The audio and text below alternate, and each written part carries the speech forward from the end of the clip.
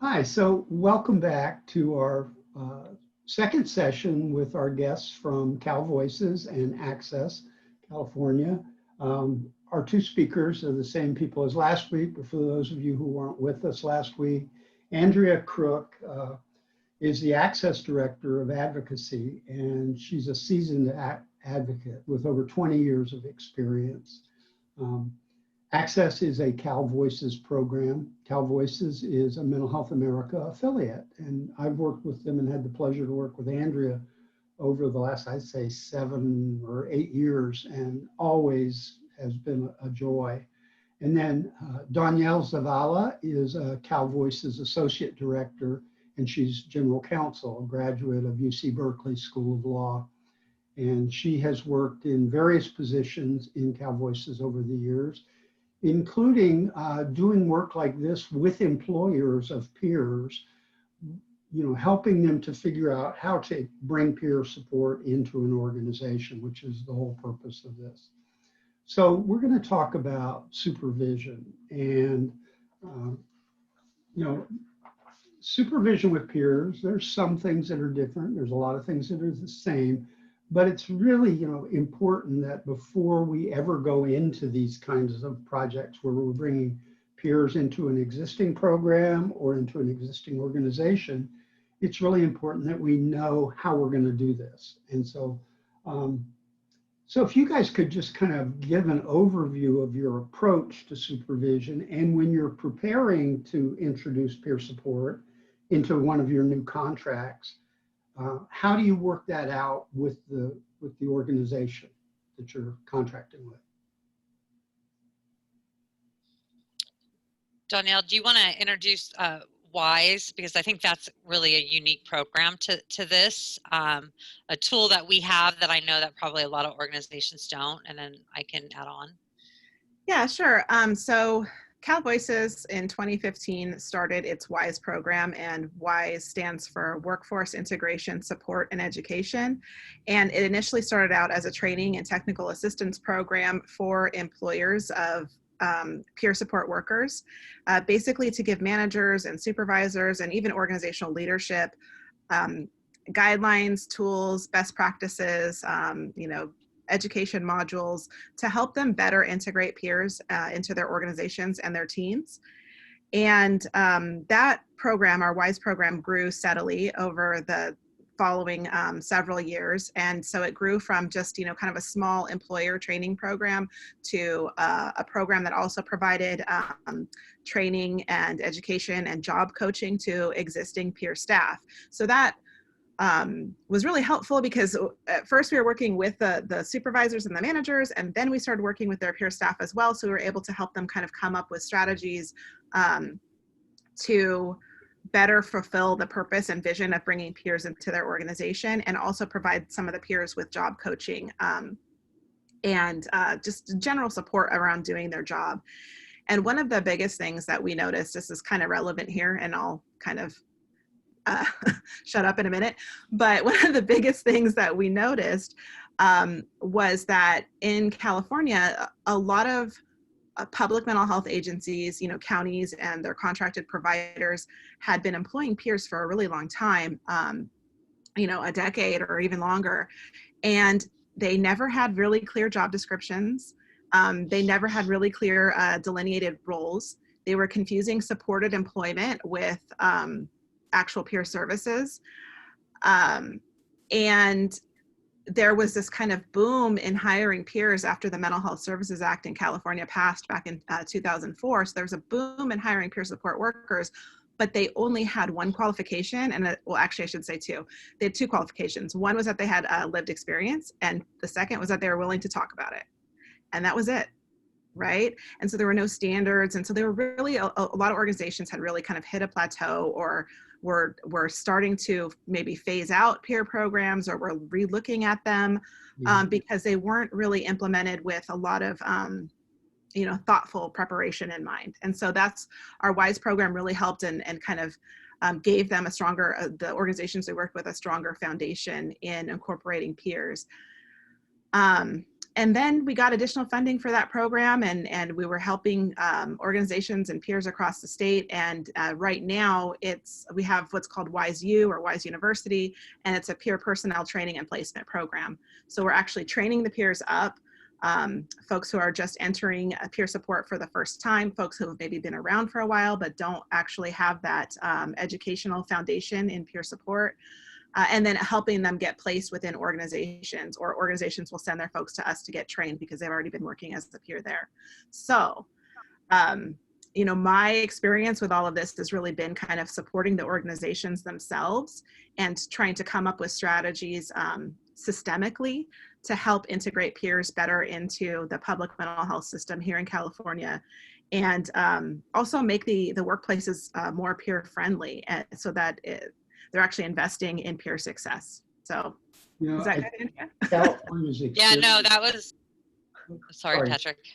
I was just going to say, California's experience in the way that peer support was introduced and is not unique. It happened in many places because nobody understood exactly what it was, and we stumbled along for a long time.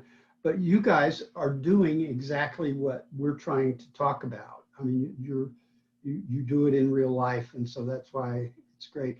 Andrea, I'm sorry I interrupted. Go ahead. No, you're good. So just for a little, you know, historical context, that, you know, Cal Voices, that we're having our 75th birthday this year, and we are a peer-run organization. We've been doing this work for a really long time. However, it wasn't until WISE, as Dawniell said, in 2015, did we actually create this formal toolkit for employers and these formal trainings for employers. So I've been around to see us create new programs where we're being embedded with various organizations and agencies, private and local public mental health systems, and I've been able to see the difference. And if we really want to succeed, I see there is so much value in really ensuring and taking your time that the entire organization's culture is ready and embracing bringing peers on board. Right. I really can't emphasize that enough. And that might mean that folks need to go back and look at really what is their vision for this organization. Are we moving in the direction of marrying the recovery model with the medical model? And I believe you are, if you're talking about bringing peers on board. So really doing that work up front. And then it's really important to get everybody's buy-in. That includes reception. I've been to trainings where it's just been executive leadership, but then you have a lot of stigma maybe from other staff. And I say reception because we've experienced it. And so just really ensuring that everybody understands what a peer is, having role clarity, and ensuring that everybody realizes that folks are, you know, equal members of the team. And I'm probably, let me know if I'm going down a rabbit hole, Patrick, but I have to say that it's so important that we have equity in pay. And I think that, you know, we value, our budgets reflect what we value. And so I think it's really important that, you know, we know there is so much evidence around peer support and the cost savings for peer support. But if we want to get the quality employees with the necessary skills to do these services, then we need to ensure that there is equitable pay. And by doing so at the beginning, I believe that is going to help the onboarding process, because you're signaling to the entire team, hey, these individuals are going to be an asset and a complement to the work that you're doing.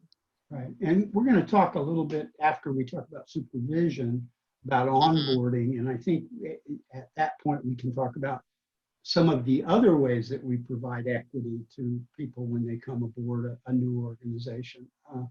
As far as the pay scale thing, that was probably one of the first conversations you and I had because we worked on a project together to introduce peer support into an organization that had never had it. They were excited about it, but they didn't know anything about it. And we had to make the case, you had to make the case, I think, I think we all did, that peers were worth paying a living wage. And what we thought was a living wage then is not a living wage now, but it was a first step. So anyway, let's talk a little bit about the supervision model. So last time we spoke, we talked about, how do you prepare the organization? How do you prepare a job description to bring people on so that the role is well identified and everybody knows how these pieces are going to fit together before it starts as best they can. But I do believe supervision is a critical aspect of it. And I'd like you to talk a little bit about the fact that your model of providing peer support is that you are an employer of peer specialists, peer support staff, and you contract out their services to a number of different organizations, and you are able to provide the supports that they need in order to do their job well. And so that's where I want you to talk about how you integrate all of that together with an organization that's never known this kind of thing before. So I'll start, Dawniell, if you don't mind. I want to say with the way that we do our programs, like you said, Patrick, we contract with private, public, and public behavioral health entities, and we provide youth advocacy, family advocacy, and then we have the peer providers, and everybody's a peer, right? So we have peer providers that work within the outpatient behavioral health system, the inpatient behavioral health system, as well as we're working with community support teams. And so I think that when you're working with various organizations, it's critical that you have an individual that is in leadership as your counterpart within that agency. That individual should be somebody that absolutely understands the role of the peer provider and embraces this, these new team members. As far as the supervision piece, it's really a dual role. I can speak for myself. I work closely with my counterpart with the other agencies.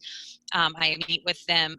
We have, monthly standing meetings, but we often, email or have, brief phone calls in between if any issues or new initiatives may arise that we want to implement. But when it comes to,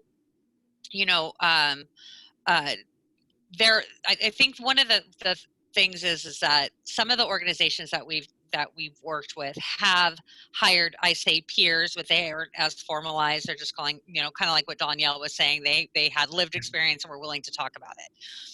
And all the individuals that we have to go through, a 90-hour training that we provide, and most of them have done, extensive peer work prior to even coming here. But it's important that the peers understand that if they have any issues related to human resource needs and supports, that they come to me, that we are their employer. And that can be difficult sometimes when they're being co-located with another provider. But when they're working with the other providers, we've been fortunate enough to be able to determine like what outcomes we were wanting to measure and for documentation purposes. And so with that provider, their role is really to facilitate the case coordination and care, and to work collaboratively with them to determine the best steps to better support the individuals that they're serving. But when it comes to ongoing support for our employees, we really, that's a dual role. And so, but they know that if there's any issues, because there have been issues, I'm thinking of things that have come up around stigmatizing language and really just psychological safety in the workplace, that we're providing that ongoing support. Mm-hmm. So a day-to-day kind of supervisory role basically is done by your organization, and you're providing the supports the individual needs in terms of working through problems they might encounter. You kind of are a buffer for them, I guess, between the organization and the employee. But how does it work when they're in a role with clinical supervision on the employers or the contractor side? So with the clinical supervision piece, they meet, um, they meet, well, actually they meet daily for the clinical supervision. They have like a huddle in the morning for Yeah. 30 minutes. And then they meet with the entire clinical teams, usually monthly. And then they will have case conferences moving forward. But as far as we're not providing clinical services, so the folks that we are contracting with really look to us for our expertise with the peer support services, and then we're also able to advise them, because a lot of times the individuals that we're serving will share barriers to care or concerns that they're not necessarily sharing with their clinical providers, but that's something that we can help facilitate. Mm-hmm. But as far as the supervision piece, they do, and then quarterly they do meet with them to find out, if they're meeting their objectives. So when you work with the peer staff that you're placing in these places,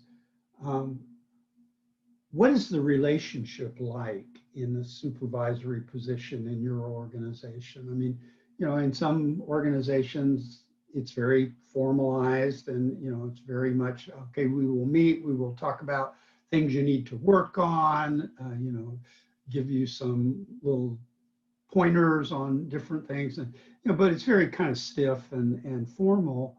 And my impression seeing peers working in situations like you guys do is that it's a very different animal.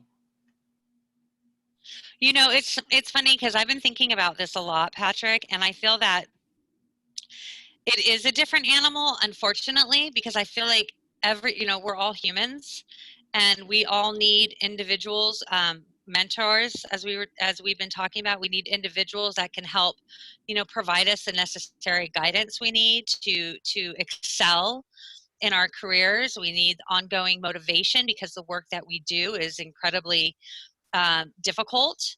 And, people get into this work because of their own, lived experience on the recovery journal. And so it's incredible. It is personal, but it's also, maintaining those professional boundaries. So Mm-hmm. I think that role modeling is a big piece of this, and learning how to navigate these political landscapes that some folks may be familiar with, but others not. And that can be difficulty and difficult. So I, of course, I care deeply about everyone that I oversee. And I feel like I always say, I have the Cadillac teams, because everybody is they've been doing this for a long time. They have a lot of training and education.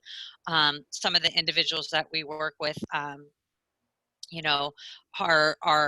MSWs, but they said, no, we Right. really believe in the peer work. Not that MSWs is necessarily clinical, but they are more so than the peer workers. Yeah. But I guess the bottom line is it's really, of course, you have to have your boundaries, and we have expectations as employers. But at the same time, I think a big piece of it is providing that guidance and role modeling and emotional support. One of the things that we brushed on this last time, but the idea that in a community, particularly in smaller communities, people know each other. And so frequently there's that kind of dual relationship. You might be the supervisor, but you may know the person from another context. And I don't know if that's come up in your organization and how you approach that. I know that some organizations, some of the more medicalized clinical organizations that I've worked with, have felt very strongly that this is something you can't do. But the reality to me in the peer support world is that this happens, and we have to be able to deal with it in a way that works for everyone. So has that been something you guys have had experience with? Dawniell, can you speak to that in one of our smaller counties? I think that there have been some. I can try. I guess there's two ways to look at this, and maybe Patrick, you could provide a little bit of clarification as to what you think might be more helpful. there's a situation where the peer support worker is assigned to work with somebody that they have a prior, knowledge or relationship with, outside of work. And then there's also a situation where the newly hired peer comes into an environment where they've received services in the past. Right. So, yeah, I mean, in some of the smaller areas we worked, for sure the former, where the peer starts working with somebody that they know outside in the community. And I think in those situations, it's really, really important for the peer themselves to have a strong foundation in peer support ethics, and understanding the purpose of sharing their story when they do talk about their lived experience. Because what we've seen sometimes occur is that because they're familiar with the individual, maybe they used to kind of run around in the same circles, they start to trade like war stories, of like when things were bad. And it can sometimes be triggering for themselves or the person they're working with or people around them. So it's really important for us to train up our folks to know what's the purpose of sharing your story. What are you modeling? Now, this is a different type of relationship that you have with this person that you might know from high school, or you might have worked with, Right. or they work at the grocery store or whatever, their brother. In this environment, it's different. And you're not above that person, but you're modeling something that's supposed to be therapeutic and helpful to them. So how do you use that? And how, I guess it's difficult because we're asking them to compartmentalize a little bit, like some of their knowledge of that person from the outside, and act differently in the work setting. So, we never want people to feel like they can't be who they are, but at the same time, we have to like do what's right for the person who's receiving services. So we ask them, we definitely go over those things. We have ethics and boundaries training from a peer perspective. Not even just privacy, like ethics and boundaries, right? And then there's the other situation where you have a peer enter a workplace where they're working alongside clinicians that they may have received services from in the past. And that can be really, really difficult because there's already a relationship established as to what the power differentials are. Right. And for both sides, right? And so I don't think that that's an ideal situation. I mean, I don't think that it's worth not having peers in that environment, but it's difficult, and it needs to be recognized, and there needs to be a plan as to how we're going to address these issues, because they do come up. And, I remember, like, I'm just going to throw this out there. I remember when we were first planning like our partnership with Kaiser, and we attended a meeting, and on the speakerphone was my psychiatrist, and I didn't know that he was going to be there, right? Yeah. And I had a mini freak out, right? It was so weird. Like, how do I do my job in this situation? I'm here to do this. I'm here to help plan like this brand new program that we're working with. We're going to talk about, like stats and all the stuff that our people have been doing just for a few months now. And I introduced myself, and like, who am I in this room at this moment, right? And that's me, who I'm used to kind of like being a leader, and so it can be really, really difficult. And so it's important to plan for those things, to recognize that both sides are susceptible to stepping into those established roles, and then coming up with a plan to counteract and combat that. That's interesting, because in your case, your story about your psychiatrist, that's really totally unexpected. Whereas when you go into a small town that maybe has one provider, right? Sure.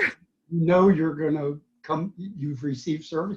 I've worked with groups where people are still receiving services in the place where they're working because there's no option. Right. You're in a small town with one community mental right. health provider, and it always has seemed to be more difficult for the mental health agency organization than it has been for the peers coming into the position, because I think in many cases our training that we all go through prepares us for some of that. Right. their training Doesn't. prepares them for the exact opposite. Right. My wife is a retired therapist, and she has told me so many stories about how in work she could never have received services from where she worked, let alone ever even acknowledge that she'd received services anywhere in her job. So she couldn't use the benefit of her personal experience as a therapist, or she would be fired. I think those things are changing with time. Yeah. Peer support's really a change agent. Let's, how would you think that supervision is different for peer staff and for non-peer staff? Is it different? And if it is, what are the reasons, and what are the reasons why it should not be different if that's the case?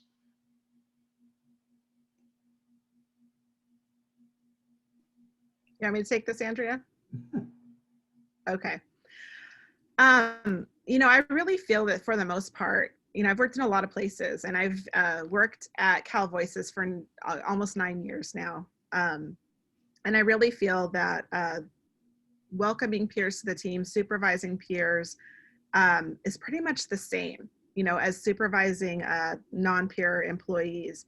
I just feel like there are certain best practices that are universal, and a lot of times, the challenges that peers encounter with supervision are challenges the entire organization is encountering, as to how their folks communicate with one another, how expectations,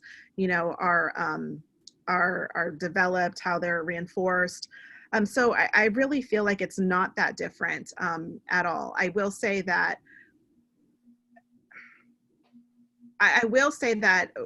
what it does take for supervisors is to challenge a lot of their own assumptions, and to be willing to open themselves up to like the other part of their humanity. Because, and I say this from my own personal perspective, because Andrea will tell you, like, this is my box, right? Mm-hmm. This is my world.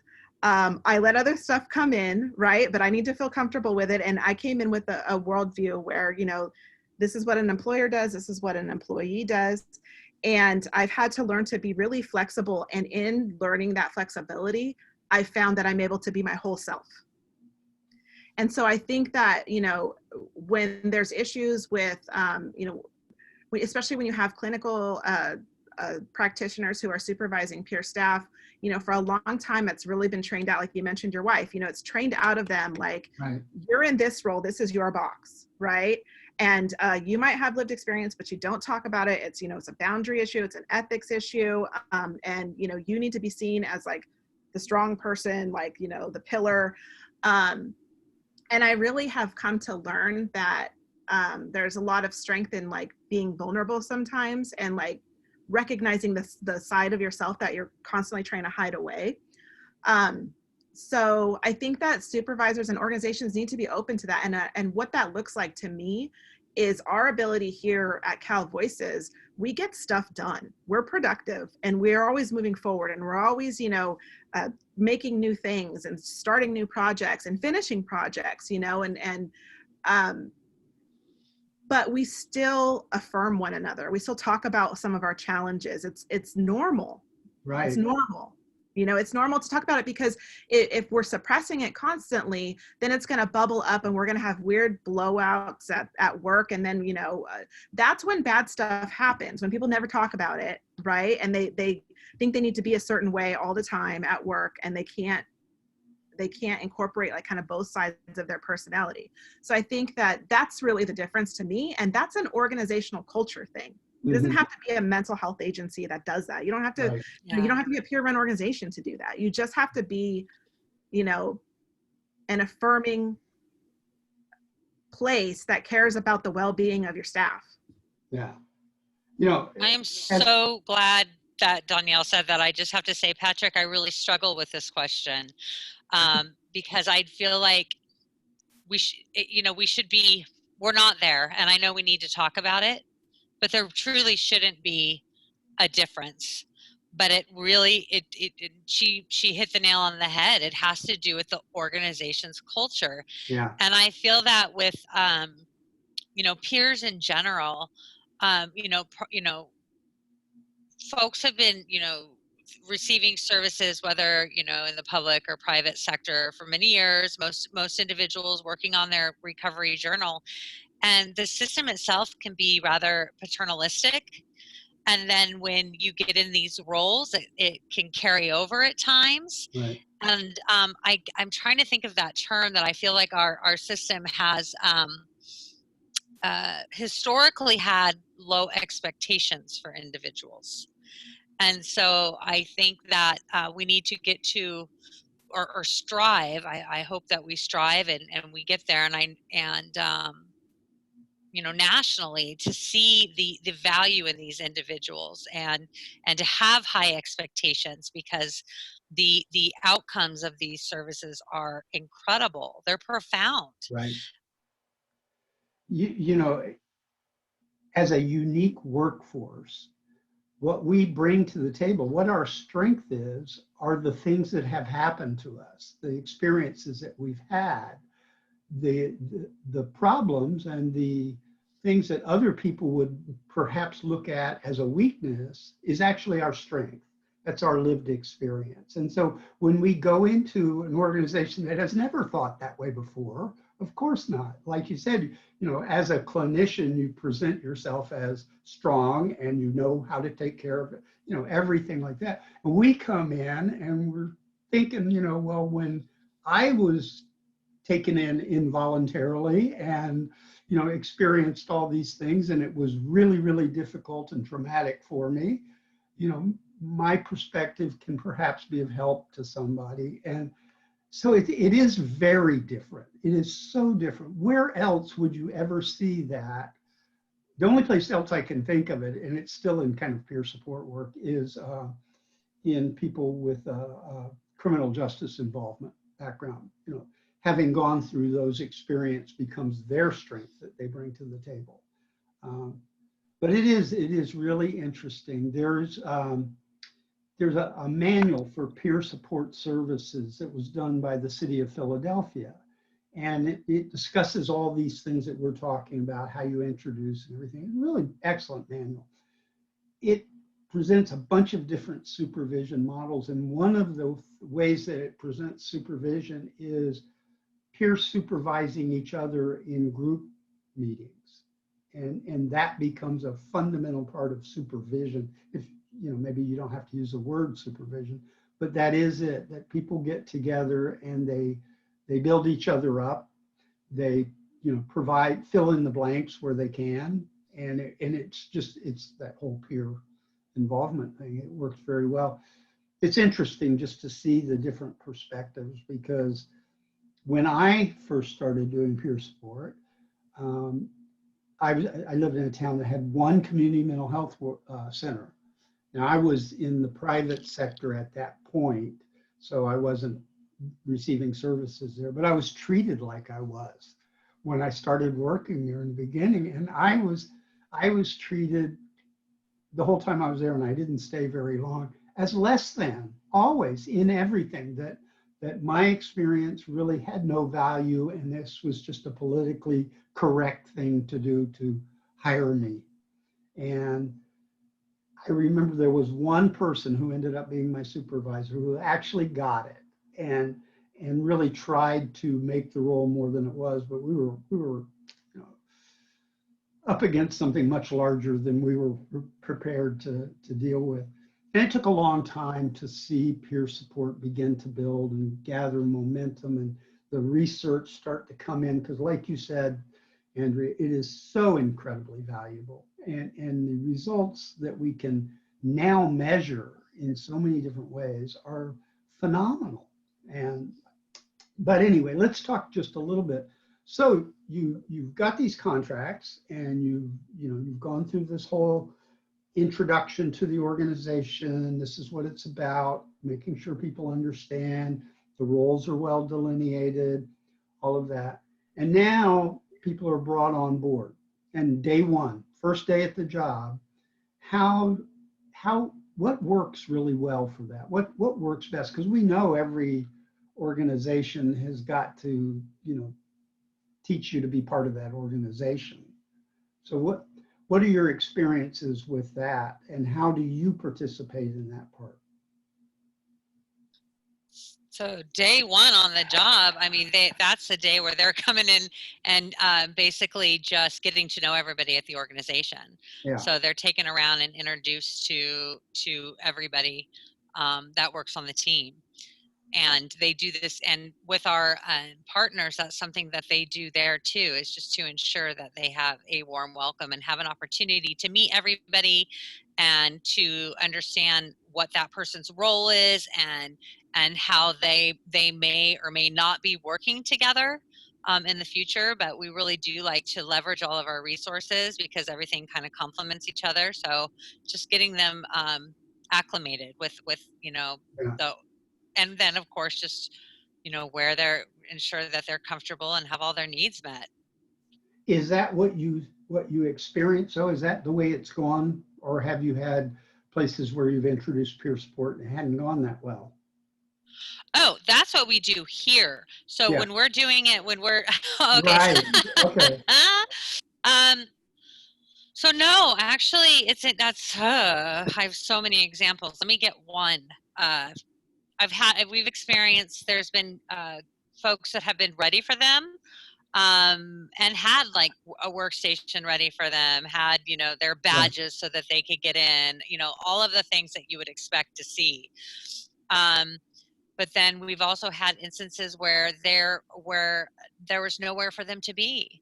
They didn't know who to go to, and they had some open cubicles in the hallway where clients and everybody walked by, where they couldn't have any privacy to meet with Right. individuals. So that was something that we had to get in and ensure that they understood that they needed quiet place to meet with people, quiet place to take notes. And yeah, I'm sorry that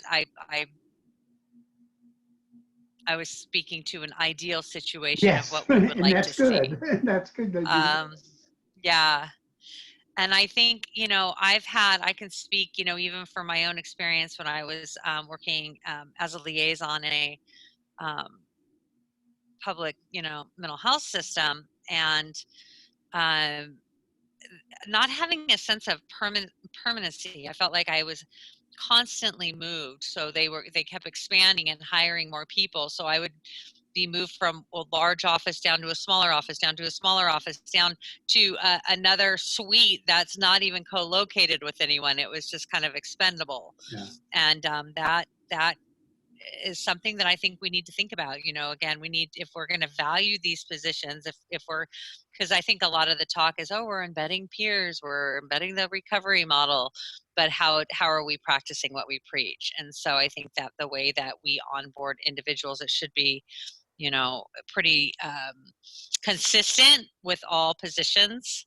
And so to have that in place prior to the start is really important, and we want to start off on the right foot, right, on the right footing. So But I have an example that we encountered, because I've worked with other affiliates of ours to do similar things where we start off a pilot program with somebody.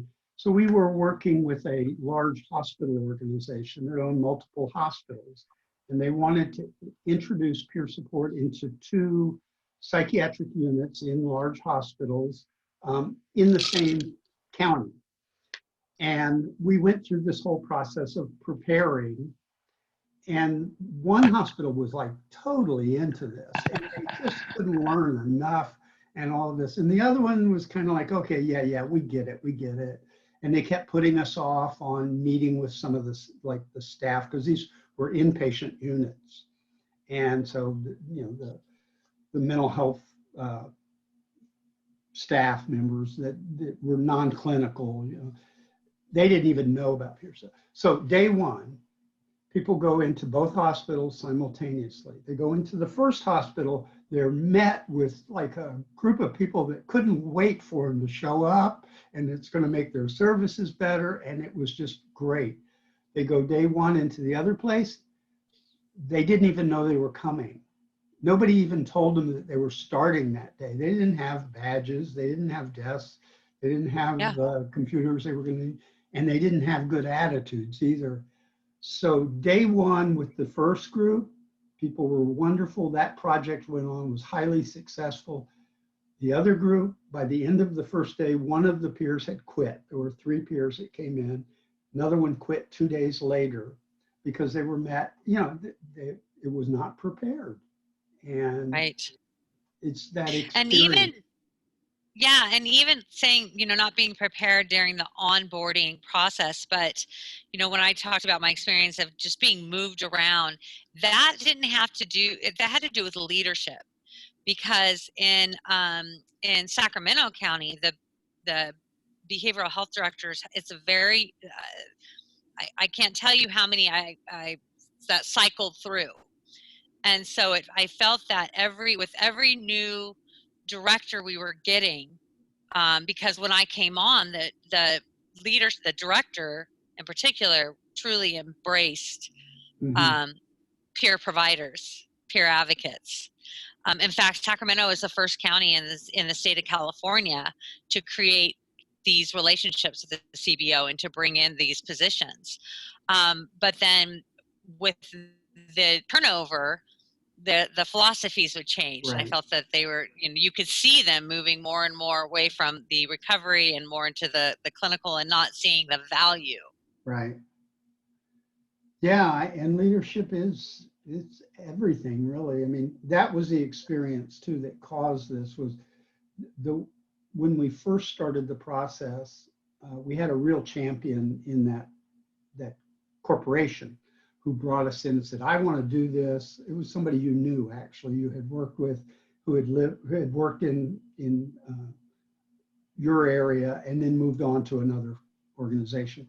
And so he was a real champion. He loved it. He saw what you guys did. He got the champions in those 2 hospitals, the directors, the clinical directors of those 2 units, and they were enthusiastic and all this. And so for the first week or 2, it was going really well. And then all of a sudden, the one guy left. I don't know what the circumstance was, but he was gone. The person who came in to replace him did not have that attitude in the least. And so then it was just downhill from there. And so, and it was amazing to be in the same company and see how much difference just that having that champion locally, having that person right there who believes in it and makes sure it's going to work and that everybody understands what's going to happen. It makes opportunities for the extra training you might have to do and all of that stuff. Is there anything special about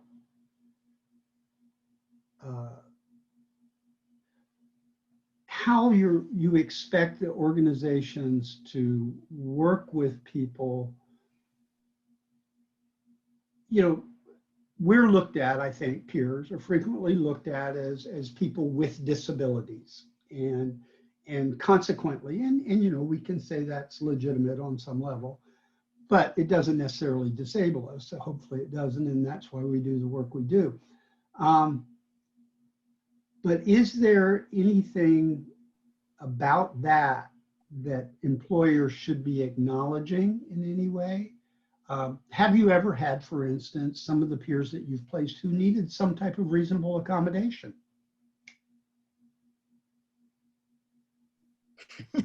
Dawniell? I know what that means. It sounds like there's a story here. I mean, yeah, absolutely. Sure. Folks need accommodations. I will tell you that, and I don't know if it's because of our organizational culture or kind of how we are, but just from my perspective, I feel like I'm trying to think of how to phrase this. The better foundation that we had in our own peer support models of employing peers, communicating expectations, all of that, the more I have seen on the whole for accommodation requests and issues related to mental health go way down. Mm-hmm. When I started here, we were a much smaller organization. You know, we had about 30 employees, and we have like 75 right now. And so we've had to tighten up over time, right? We had to tighten up like how we do things, how, you know, just a lot of stuff, like how, you know, tighten up how we communicate expectations, how we reinforce them, what we stand for, you know, what it means to, you know, do peer support in this setting versus this setting. What are the best practices? What training do these folks need? Like, how can we be, you know, more comprehensive in the way that we approach, you know, educating and supporting our employees? And when we started doing those things, I noticed that, we noticed problems, we noticed issues sooner, right? So we were able to intervene sooner to offer the support that was needed or the guidance or whatever. So that avoids, you know, the need for accommodations, but it also helps people bounce back faster, you know? And a lot of times now that we're just getting like the stuff that people need accommodations for is not mental health related. Right.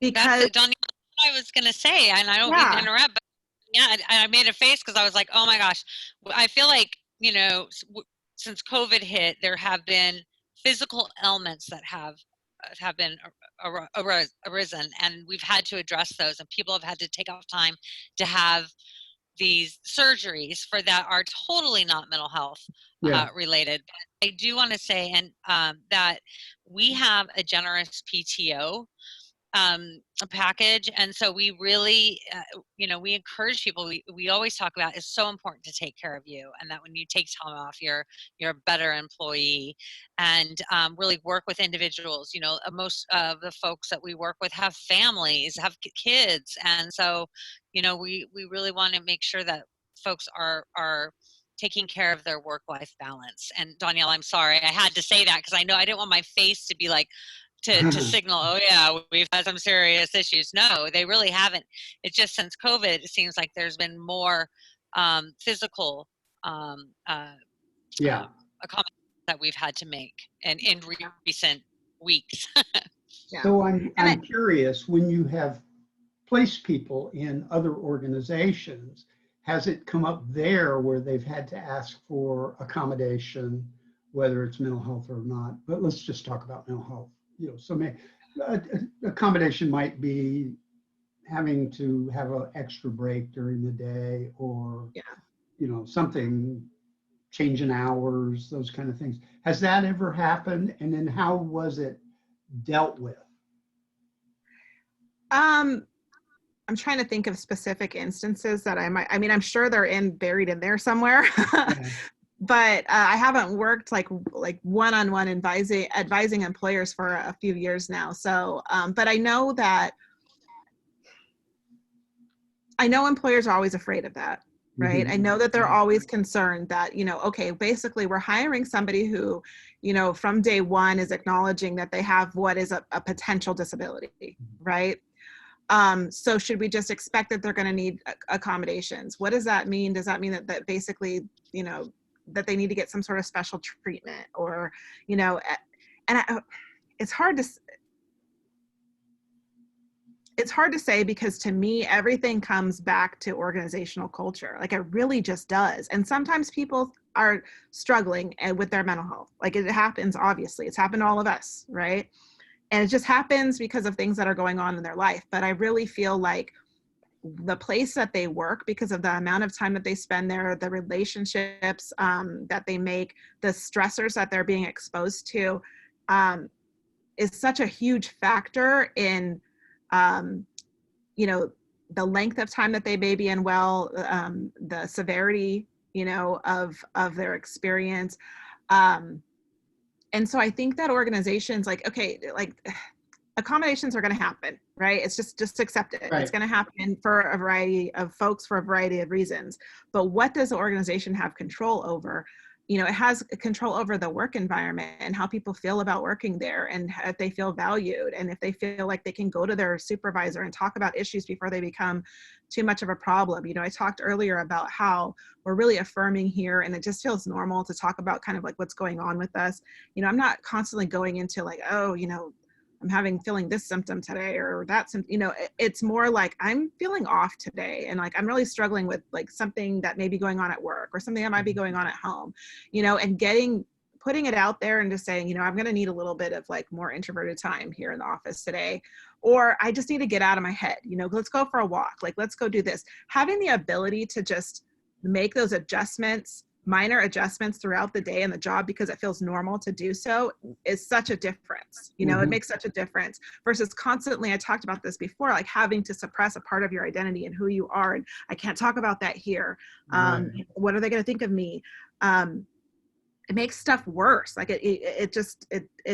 and then by the time, you know, there's a big issue and let's say the person does need to go out on leave or something like that, then they start questioning, do I even want to go back? Right. So yeah, I mean, I didn't talk about like the specific instances of when somebody needed an accommodation, what did the organization do? But I feel like these are universal issues that I've encountered with all of the organizations I've worked with, including my own. And it's just taking a holistic look at how you treat your employees and like the environment that you're giving them to work in is, to me, the answer, you know? Right. I've seen some interesting examples of this because, you know, I do a lot of these pilot programs trying to place peers in places that they've not been before. And so they're usually fairly large organizations and they're used to accommodation. You know, they hire employees of all different types and people need accommodation from time to time. But I've also seen a greater fear of the idea of needing to provide accommodation when they first hire peer specialists, peer support workers. It evaporates, it goes away because generally it all kind of evens out and there's other ways to accommodate things. And as you said, I think, you know, or maybe you said this, Andrew, when people are working in an organization that treats them well and supports them in the way they need, frequently they don't need the kind of accommodation they may have needed before because they're built up, they're strengthened, they're made, you know. It's a wonderful experience to see these organizations change. And, you know, we've all seen this in the work that we've done over these years. It really is changing rapidly and more companies. Mental Health America National Office is doing this workplace mental health or healthy workplaces programs. And we're looking at major corporations and how they not only accommodate mental health, but how they build a healthy workplace in general. And we've had such interesting questions come from these corporations. Again, where, you know, they're Fortune 500 or Fortune 100 companies that provide accommodation every day of the week, but as soon as they realize somebody has a mental health diagnosis, it like scares them so much. Right. And so they come to us and it gets worked out, but it's different. Well, I thank you again for I just have to say, Patrick, Sure. I have to say in all the years that I've been doing this and all the peers that I've overseen, I've never had to do an accommodation for mental health needs. It's been physical, so I can't think of one time. So I do think it's interesting because that is something that I think I always say I have the scarlet letter C on my forehead, and there's a lot of stereotypes out there that we still have to, you know, work to eradicate. We, you know, just as a policy, if somebody feels they need a day off, take the day. Whatever the reason is, take the day off. And I think that's the better way to deal with it. It normalizes everything that way. Absolutely. That's the way to do it. But I have also seen people who did need real accommodation. Maybe they start to move into a crisis. They don't want to leave work. They don't want to go fully into the crisis. So they have to take some steps. And if an employer can help them through that period, it makes them a better employer and a better employee. Yeah. Any last comments? Yeah, no, I just really wanted to say really quickly, you know, that I'm really glad that Andrea hasn't had that experience for folks having to go out. I mean, I know because I can speak from all of our programs. Like there have been folks who have, so I don't want to act like that never affects us, but not that Andrea was saying that, but you know, I just wanted to clarify. But yeah, I mean, I also just think it goes back to like communication, watching what's going on with your team, and also being really clear about like what the parameters and expectations are, because you know, people kind of tend to melt down a little bit when they don't know what the expectations are, or they don't know how people are seeing them. They're not getting feedback. They don't know where they stand, and they kind of go internal and get in their heads too much. And, you know, they're not having that proportionality as to like what's actually going on. And so if you're not leaving room for those conversations, if you're not recognizing when somebody might need that reassurance, you know, you might have the best intentions, but if you're not kind of proactively looking for little signs and signals that somebody might be struggling for whatever reason, it might be a minor issue, it might not be, right? But having that level of interest and being, you know, seeing yourself as a supervisor as somebody really there to support the person through it, and you know, address a problem early, I think is essential. You know, this is exactly what this course is about. It's about building a structure for peers to come into where they can be as highly productive as possible, where things go smoothly, where the employer, which would be you, works very closely with the person that's contracting for the services. And it's a wonderful balance, and it all comes down to planning. It comes to, you know, building the framework before day one even. And so that's basically what we're talking about throughout this course. So thank you guys so much. Thank you. You know, I'm glad that you're able to do this part, because you've got such great experience with exactly what we're talking about. So take care, and we will talk again soon. Thank Thank you, you. Patrick. Bye-bye. Bye.